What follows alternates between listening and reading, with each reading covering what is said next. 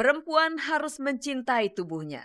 Bagi Titi DJ, kecintaannya pada tubuh ditunjukkannya dengan sedot lemak supaya tubuhnya kembali indah seperti yang sudah dilakukannya beberapa waktu lalu. Titi rupanya belum puas, ada bagian tubuhnya yang masih ingin diperindah.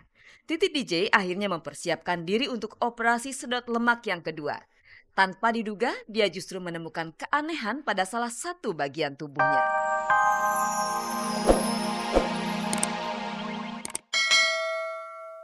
Jadi kita ke DPR, minta audiensi dengan DPR. Tapi saya positif komisi yang bertanggung jawab dengan pendidikan, mereka sudah mendukung kita. Tapi sekarang balik-baliknya politik lagi. Mereka putus asa, mereka udah nggak tahu mau ngapain. Mereka dipaksa ngulang satu kelas lagi, padahal mereka anak-anak yang berprestasi gitu. Dan sudah ada korban jiwa. Harus berapa lagi korban jiwa supaya sampai pemerintah akhirnya buka mata. Usulan diadakannya ujian susulan hingga kini belum mendapat respons dari pemerintah. Mengenai alternatif solusi ujian kejar paket C, Sophie pesimistis program tersebut akan menyelesaikan masalah. Gini aja deh simpelnya, kalau ada paket C, anak saya nggak usah high school. Ikut paket C aja nanti, nggak usah ikut high school.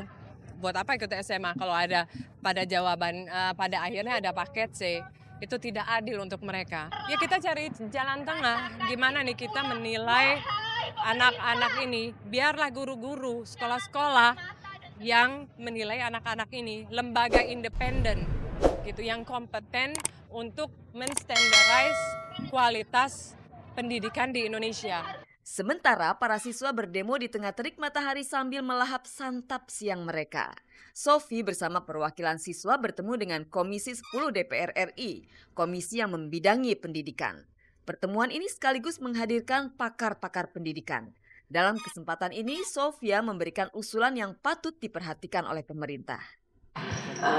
Ujian susulan bukanlah solusinya.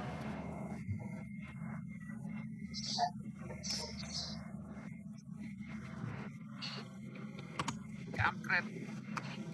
Beda banget kamu lah. Ujian nasional yang menghakimi anak itu yang menjadi standarisasi lulus atau tidak. Itu yang harus diperhatikan. Pemerintah bisa kasih apa? Mereka bisa kasih counseling kepada mereka atau bagaimana? Mereka bukan anak-anak yang bodoh, mereka adalah anak-anak yang pintar sekali. Dalam pertemuan ini perwakilan siswa mengeluarkan pernyataan sikap untuk menolak ujian nasional yang diadakan pemerintah.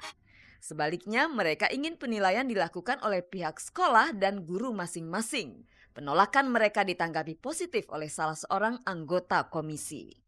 Secara pribadi tidak, ya dengan berbagai macam. Kecuali ujian nasional hanya sekedar sebagai untuk mengukur capaian standar nasional pendidikan dan untuk memetakan kualitas makro pendidikan nasional itu, bukan untuk syarat kelulusan. Kalau itu, saya rasa begitu.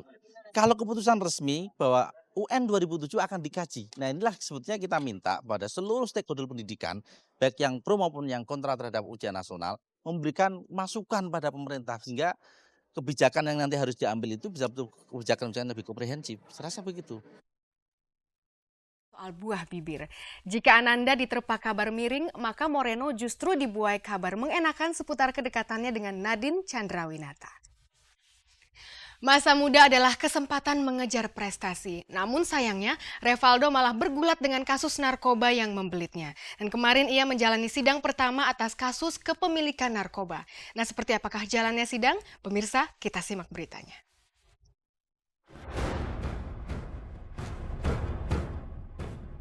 Kasus kepemilikan narkoba yang membelit Revaldo kemarin memasuki sidang pertama di Pengadilan Negeri Jakarta Selatan.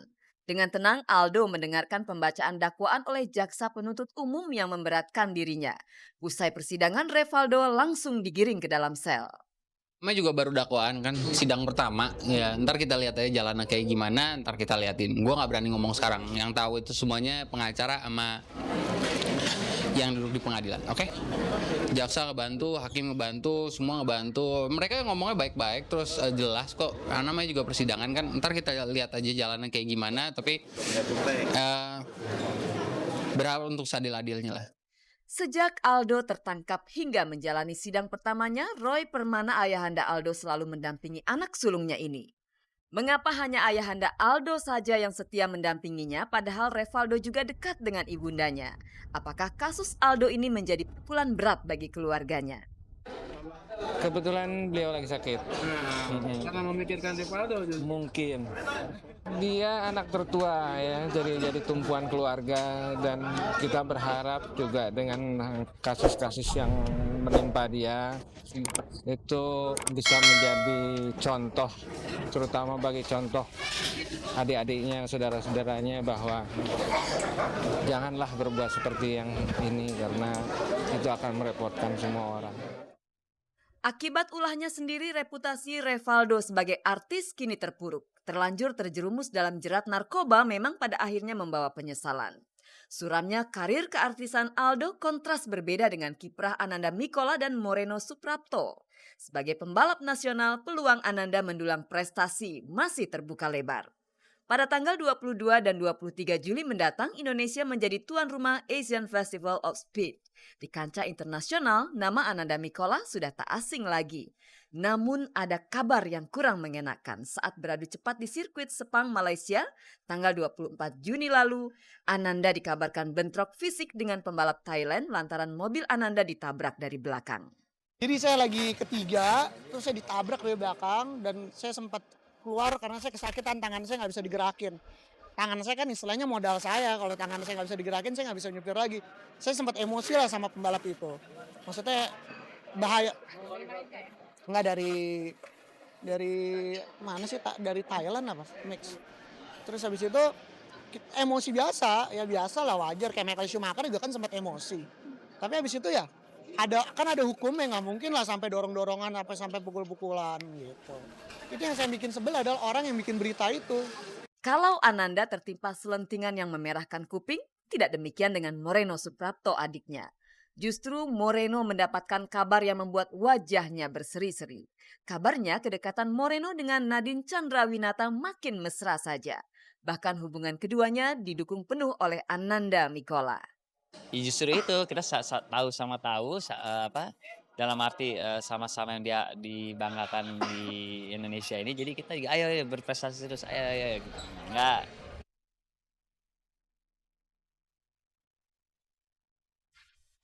Pemirsa, beberapa waktu lalu Titi DJ sukses menjalani operasi sedot lemak. Namun ia belum puas atas hasilnya. Titi merasa masih ada lemak yang mengganggu keindahan tubuhnya. Karenanya ia mempersiapkan untuk operasi sedot lemak yang kedua. Sebenarnya apa yang membuat Titi begitu memusuhi lemak? Ingin tahu jawabannya? Pemirsa, inilah Gospot.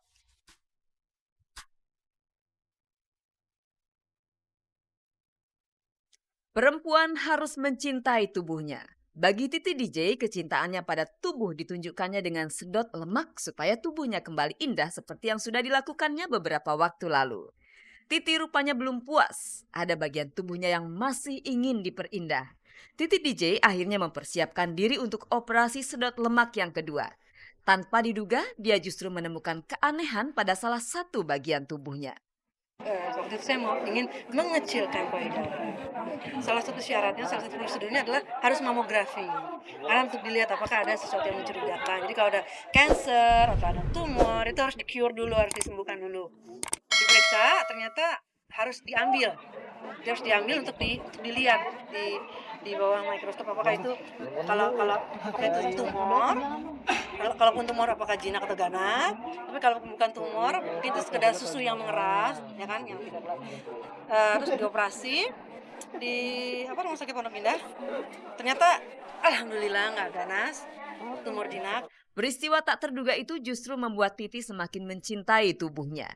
Hal-hal seperti kan tidak diketahui ya, berasal dari mana, karena apa gitu kan, jadi ada aja tahu-tahu. Jadi makanya saya menyarankan kepada wanita-wanita di Indonesia, cobalah periksa mamografi payudara Anda karena justru sedini mungkin diketahui, jadi lebih cepat di-cure, lebih cepat diobatin kan, gitu. Beruntung saya waktu itu punya rencana untuk mengecilkan payudara, tapi kalau nggak punya rencana kan kadang-kadang perempuan nggak masalah, kita nggak mau ngapa-ngapain juga kan, tapi coba deh please lebih concern sama tubuh kita sendiri gitu. Sekarang Titi DJ siap 100% untuk melakukan operasi sedot lemak yang kedua. Udah siap ya Mbak ya? Prepare-nya untuk segala macam apa aja sih Mel? Kan karena harus 2 minggu istirahat ya. Kegiatan saya kan sekarang lumayan penuh. Jadi kalau nggak salah kan kita bulan puasa tuh bulan September atau Oktober gitu ya. Biasanya kan di bulan-bulan puasa tuh kegiatan menurun. Jadi saya mengambil kesempatan itu untuk